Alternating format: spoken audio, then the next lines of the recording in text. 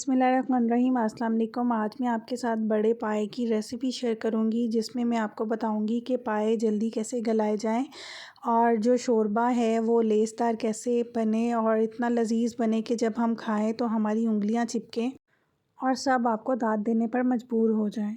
Half cup oil लिया मैंने, इसमें मैं 1-2 बड़ी इलायची ऐड कर रही हूँ। बादियान का हाफ़ फूल लिया मैंने। 10 से 15 दाने काली मिर्च के हैं, 8 से 10 लौंग है, 3 छोटी इलायची हैं और 2 स्टिक्स दालचीनी की हैं और 2 तेज़ पत्ता है। ये डाल के मैं 1 से 2 मिनट कड़कड़ा लूँगी। ये एक बड़े साइज़ की प्याज और लहसुन अदरक 1 टेबलस्पून ये मैंने ब्लेंड कर लिया है और ये प्याज लहसुन अदरक का पेस्ट मैं भून लूँगी और इतना भूनेंगे कि लाइट सा गोल्डन कलर हो जाएगा प्याज का और इसका कच्चापन ख़त्म हो जाएगा।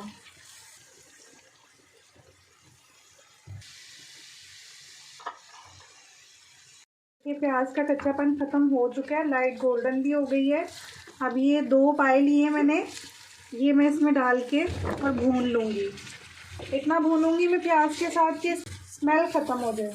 पाए की एक स्मेल होती है जिसको ख़त्म करना ज़रूरी होता है, इसलिए उसको अच्छे से भूना जाता है। इसको अच्छे से प्याज के साथ भूनेंगे, जो पाए की स्मेल होती है, ताकि वो ख़त्म हो जाए।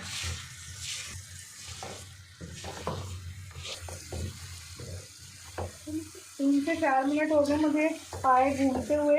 अब मैं इसमें स्पाइसेस ऐड करूँगी।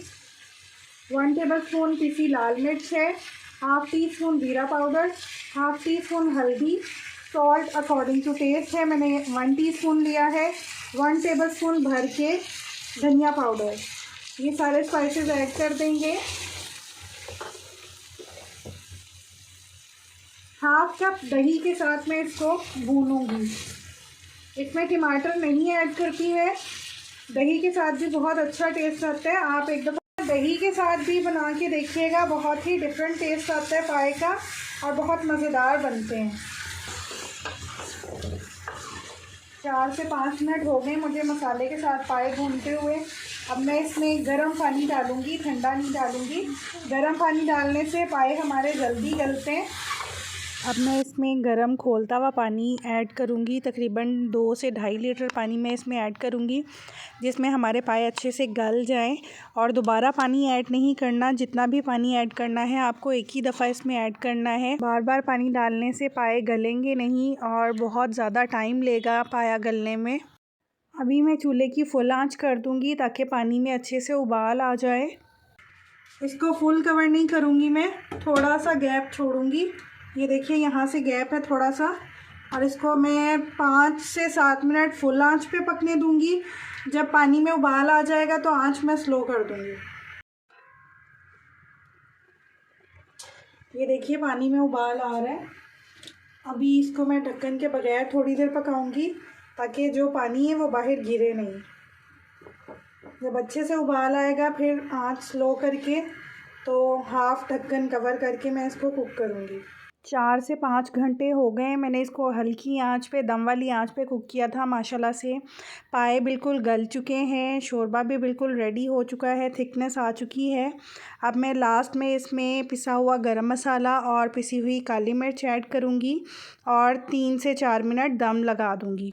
आप भी इस रेसिपी से ज़रूर बनाइएगा। मेरे तो घर वाले उंगलियां चाटते रह गए और दाद देने पर मजबूर हो गए। आपको भी अगर दाद चाहिए तो आप इस रेसिपी से ज़रूर ट्राई कीजिएगा।